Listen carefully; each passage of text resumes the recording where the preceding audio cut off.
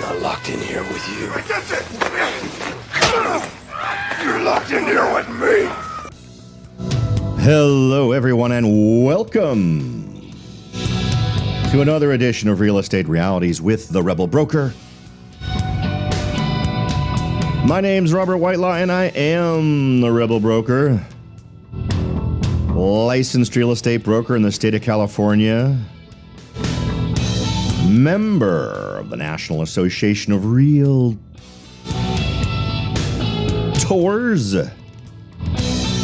But please, don't hold that against me. It's been another week. It's time to chat again about all things real estate. Well, not all the things. We're going to pick a specific thing. Before we get started, I want to suggest, if you're in the market to get the value of your home or to start a search for a new home, head on over to soldbyrobert.com. I have simplified the landing page, so it's right there in front of you. If you want to get an instant valuation of your property, I have tried dozens of different services that do this, and I feel pretty good about the one I'm using right now in terms of its accuracy. It tends to be more accurate than other ones I've used, and you know them all, right? The Zillows and everybody else who gives you home estimates. This one seems pretty good, and in addition to giving you an estimate of your home's value, it's going to let you know what homes have sold near you recently, and it's also going to talk about your local market right around you, and it's a great localized view. So take advantage of that. You don't have to contact me. You don't have to interact with me at all. Just get access to it and you'll be able to see what that is. The other thing for searching is the same thing. You can just start searching. You don't have to worry about talking with me. You can save your searches and what you're doing. It's a great tool for whether you're a buyer or a seller. The third thing, which isn't super obvious on the front page, but I do have another service I use for community market analysis stuff, just sort of a summary of it. Works really well at the city level and the neighborhood level. So let's say you're someone who lives in Holiday Lake Estates in Morgan Hill or in Sundance or in Coyote or wherever, or in Gilroy or anywhere else. I can set up the search for you just for your community. And I have many communities already set up and many folks subscribing to it. So feel free to let me know. What area do you live in? What's your community? What's your favorite area? If you want the whole city, if you want to include Morgan Hill, San Martin, and Gilroy, I've got a search set up for that as well. It's a great tool to get a monthly update that just looks directly back 30 days on what's been happening in the market. So feel free to take advantage of any of those. For that last one, you'll need to reach out to me directly because those don't get created automatically. Through an online portal. I'm working on that part of it, but for right now, I'll be happy to just set you up. Just tell me the area. You can email me at soldbyrobert.com. Just go to the website, soldbyrobert.com, click on Contact Robert, and let me know what area you would like to get a market report on. Okay, we're going to talk about interest rates. We're talking about mortgage rates today, what we should be thinking. And part of this discussion needs to be a little bit of history on mortgage rates, because right now, we are sort of hitting an interesting point. For those of you who have been listening to the podcast for a while, who take advantage of my monthly coffee and real estate events, actually, which we just did Saturday. So if you're not someone who shows up to coffee and real estate, please consider doing that. You can check out the replay on Facebook.com. Just go to Facebook.com/Whitelaw, stands for Whitelaw Real Estate, and you can find it there. You can also find it on my YouTube channel, obviously over on YouTube. And of course, I will also be posting that as a separate item on soldbyrobert.com, but it's just not there yet. So if you'd like to see what we talked about this last Saturday, great. Otherwise, we do get together on the third Saturday of every month to chat about the latest stats in our local market, but also to consider any local or national real estate related news items that are going on that will affect decisions we might make as buyers, sellers, or investors, or just real estate interested people in our local marketplace. So feel free to check that out as well. Okay. I think that takes care of all these shameless self-promotion. So we're going to talk interest rates. Historically, as I was saying, if you've listened to my podcast, if you listen to casual conversations I have with people about interest rates, in my head, because there is a psychological element, obviously, to mortgage rates, right?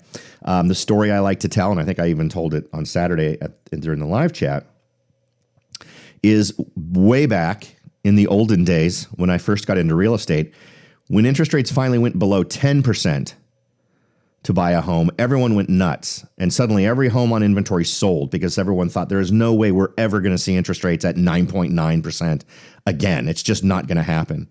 And historically, that conclusion made an awful lot of sense to them.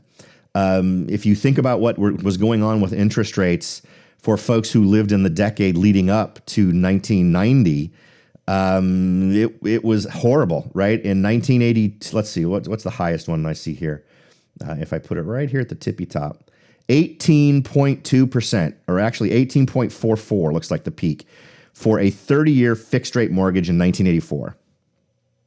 At the end of the year in 1984. Is that what that said? No. 1981, October 1981 was 18.44 for a 30-year. And that blows people's minds. I mean, that's credit card. Imagine what credit cards were at. Credit cards were in the 20s.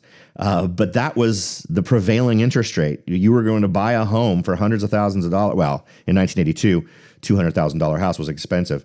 But that's where it was. It was over 18%. And it sort of varied a little bit, but trended down all the way through the decade of the 80s.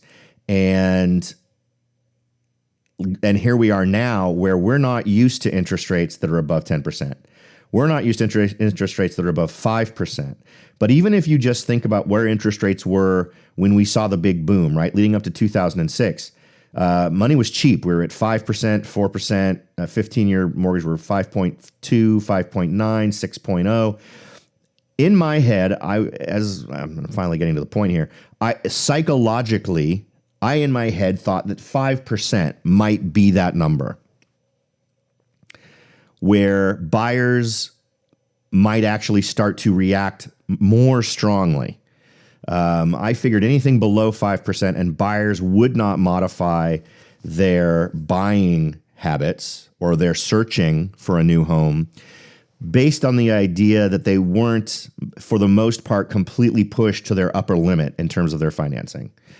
I think with 5%, people start pausing before they take that next step or start consciously reevaluating their decision on whether or not to proceed at the current price point, right? Maybe they sacrifice on things they're looking for. They might sacrifice on the number of bathrooms. We actually talked about this a little bit in the live chat on Saturday, and we actually had an article that ranked the number one things, ranked all the way down. The number one thing and then down the top 10 of what they would give up. And, neighborhood, all kinds of location. The top thing, obviously, was the cost, adjusting their calibration to how much they will spend. So in order to try to buy that payment that they need it to be for each month, they simply reduce the amount of home that they're going to buy. Now, I think in inflationary times, that's an exceptionally smart thing to do. I also think that if you're going to buy a home, an inflationary time is a good time to do it so that you're locking your housing costs in place. Rent is always going to go up every year, right? And how much it goes up depends a lot on the market and it depends on the economy and what's going on. The other things in your life are going to fluctuate. Gas prices, how much a gallon of milk costs, toilet paper after having the big crazy COVID rush on toilet paper. But everything else in your life, because it's affected by gas prices, right? Because trucks have to deliver these things. All of those other things are going to be affected in terms of increases in costs while you can keep your housing costs frozen, right? When you get a fixed rate mortgage and you agree on what your mortgage payment's going to be, your mortgage payment will not go up, right? If you get an adjustable rate mortgage, at some point it will. It'll have a period of time where it doesn't adjust, but my suggestion is still very strongly that everyone should be getting a fixed rate mortgage. Interest rates are still historically ridiculously low. I realize that a lot of folks who are just coming of age to start thinking about buying a home probably never even realized that interest rates are crazy low right now. And when we had the last downturn, so just before the last downturn, people were paying for a 30-year fixed rate mortgage in say, let's go back to 2005, 5.8, 6.2. And then as soon as things started to go take a little bit of a dump, they were at 6.69. They were at 6.52 in 2007. And as things got worse.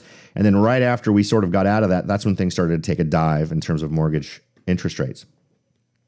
So historically, we are at ridiculously low rates. Right now, as the national average for mortgages hits about 5%, that's the first time it's been up to 5% since 2011. So 11 years have gone by since we've been at 5%. So for those of us who are oldsters, who remember 10% and higher interest rates, now granted, I wasn't that old. I was fresh out of college. I was in high school, or barely. I was starting my first year of high school when we talked about that peak number. And I was in the process of graduating from college when we got to, I graduated in the end of the 80s. But that time when we crossed that line from 9% to 10% was maybe only a year and a half after I graduated, 2 years maybe tops. So in my head, I get it. I understand that we have these amazing rates that even at 5% continue to be amazing. But that psychological effect on folks who aren't used to it, I think, is dramatic. So we're going to see how that plays out. The interesting thing is how it plays out in the real estate market in terms of real effect, in terms of measurable data, isn't going to be right now today, right? Because what we see is data that's based on a closed escrow, and it takes a month for an escrow to close.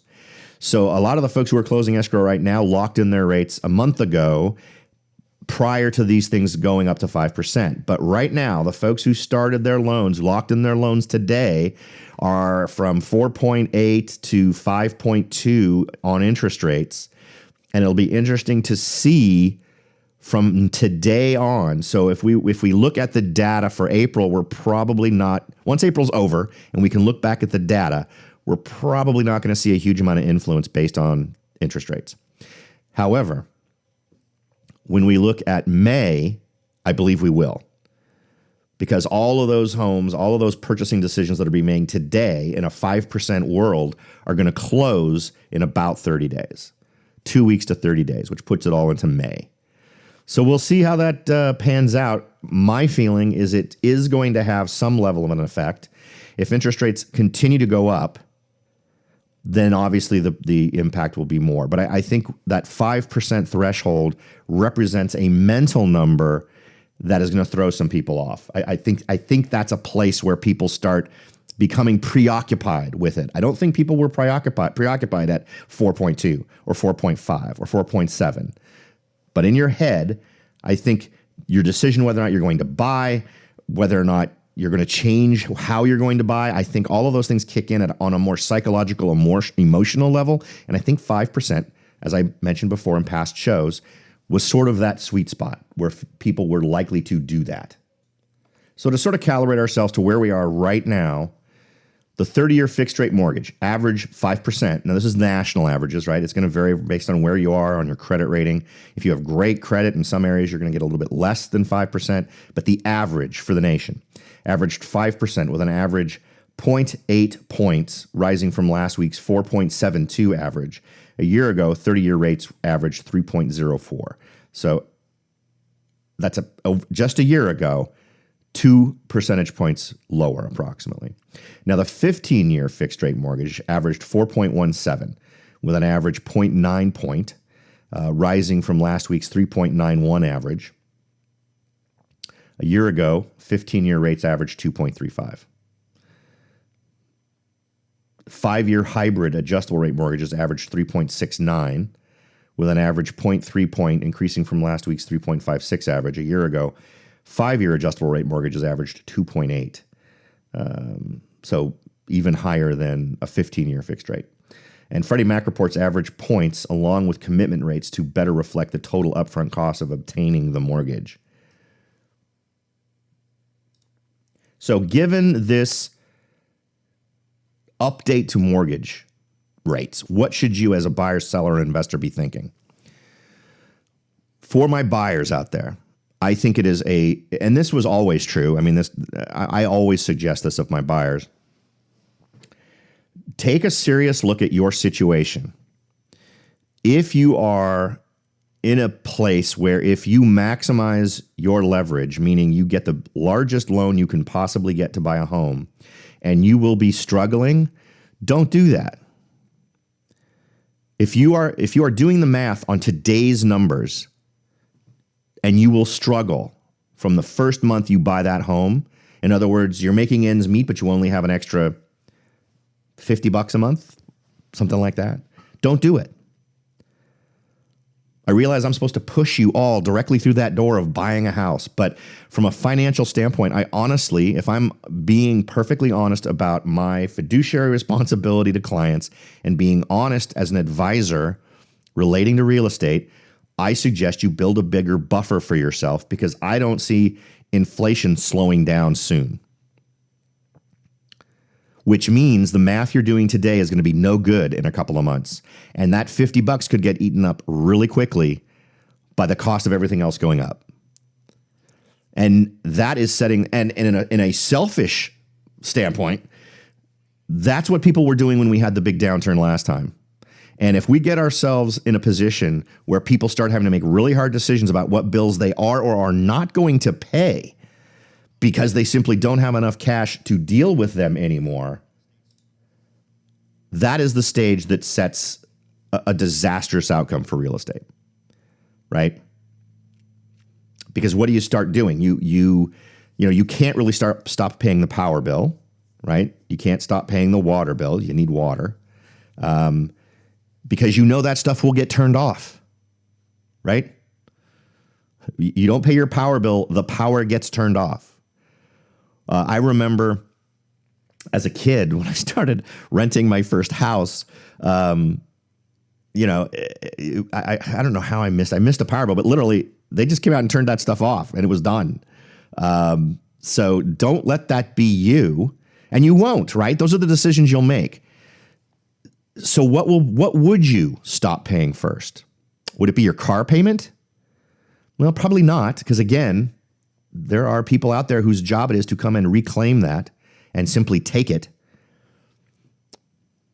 Where do you stop? Do you start to eat less food? Do you try to talk your boss into not requiring you to come into the office as much? Well, it's going to be real hard if you build stuff, right? Maybe you start thinking about the bus instead. Speaking as someone who, as a younger guy, rode the bus, I'm not a fan, but maybe that's the way you go. The one thing that is a huge expense that historically has demonstrated that you can tend to stay in the home longer, or that the service that it provides you doesn't go away immediately, is your mortgage. It may represent a risk to your credit rating, but at that point, and with the choices you have to make, for an awful lot of people, the fact that you can stop paying your mortgage and stay there for a long time is an option that people exercise. And that's not a guess. That's not Robert theorizing on the darker nature of man and what they'll stop paying first. This is simply what happened last time, right? When we had the downturn, we had people, and there were even stories of people who bought the house across the street and then stopped making payments on the house that they were in originally, right? This was when prices were already dropping, and so the price across the street had already dropped to a significant lower amount. They were upside down on their other house and simply stopped making the payments, right? Now, in this scenario, the first stress is, how do I pay the bill? Not so much, am I underwater on my mortgage? But I think that's a very reasonable stress. Now, the one good thing we have going on is there's an awful lot of folks who have built up equity because sellers haven't been jumping back into the market and buying new homes. So I think we have, percentage-wise, more folks with more years of equity than is normal, right? Which would be a logical extrapolation from not as many houses have been coming on the market, right? That's just logical. But there are still folks who have paid profoundly enlarged prices on homes just from the sheer competition. So what happens in those cases? If we start to see home values take a hit at all, and suddenly that person who was celebrating the fact that that $3.3 or $1.3 million home that they bought, that they put a bid on of $1.8 million to make sure they'd get it, what happens then? Because we are talking about potential underwater downsides that dwarf what we saw last time. I mean, think about the news stories you've read over the last year or two about the price wars and overbidding. And what was that burnt out house in San Jose that was literally only good for getting scraped off the lot and a new home built, and it sold for close to $2 million? So the problem I see is, one, the thoughts that now start going through people's minds as we hit 5%. I think the psychological part of this is as important as the financial part. What people think, what do your eyes go wide when someone tells you, did you know that I have a credit rating of, 790 or whatever it is, and I've got all this great credit history, and even with all of that, my interest rate's 5.2% on the purchase of a new home. Right? That's going to be a shocker for a lot of folks. Now, maybe it's a different number. Maybe things start to really go oblong at 6% or 7% or 8%. I think they absolutely go nuts if we hit 10%. But let's also calibrate ourselves to the reality of that, right? So we're now at 5%. Do we go up or down from here? Well, I think the answer is pretty clear. We go up from here. All of this stuff in terms of prime lending rates and rates in general, the reason they're going up is because the folks who sort of manipulate the system are trying to force down inflation. And inflation and interest rates are opposites of each other. If you increase one, the other one goes down, right? So if you increase interest rates, then inflation is supposed to go down. And they're attacking this whole problem in two ways. They're raising interest rates and they're trying to buy back debt. And I got to tell you, with the amount of money floating around out there, with the amount of money that's been printed to the tune of trillions of dollars, a 1% increase in your interest rate doesn't even come close. That's a drop in the ocean. So if they're really going to try and solve this problem, I don't think 10% interest rates are out of the realm of reality. I don't think they're going to happen this year, but I think it's potentially something that's coming. And it's really going to depend on where inflation goes. If inflation stabilizes, that's, again, as much of a mental game as anything else. If the public sees inflation flattening and not continuing to go up, then maybe there's a comfort level that gets built there. A little bit less panic sets in. But in order to get it to go back down again, those interest rates still have to go up. So we're going to have to see where those go. So as a buyer,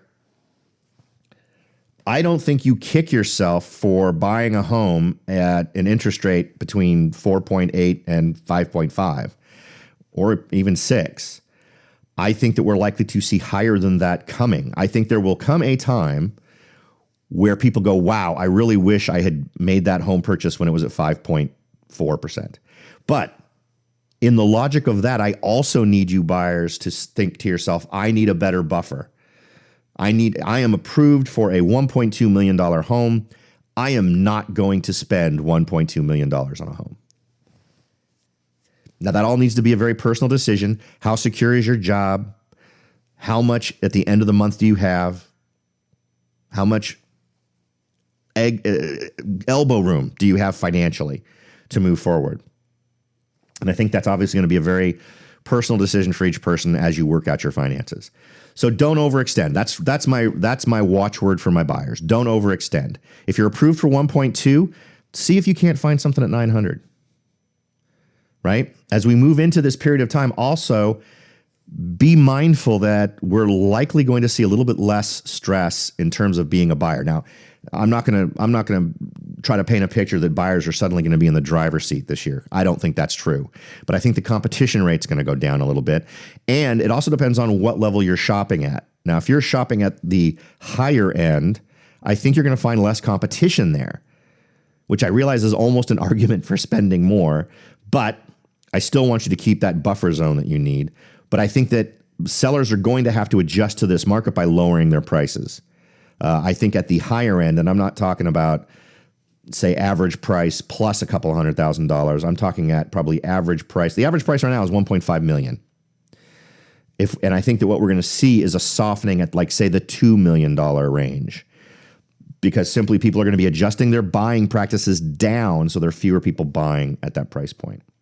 But I'm not going to suggest you stretch out to $2 million if that's already beyond you to try to take advantage of what might be a quote unquote deal at that price point.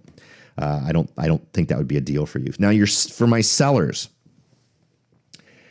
I think we're in a position where if you want to sell right now, and again, I know this sounds too much like a real estate guy saying a real estate guy thing, but given where we're at in terms of the crossroads of costs versus demand, I think that we are likely to see the highest demand. I think we've seen the highest demands happening right now.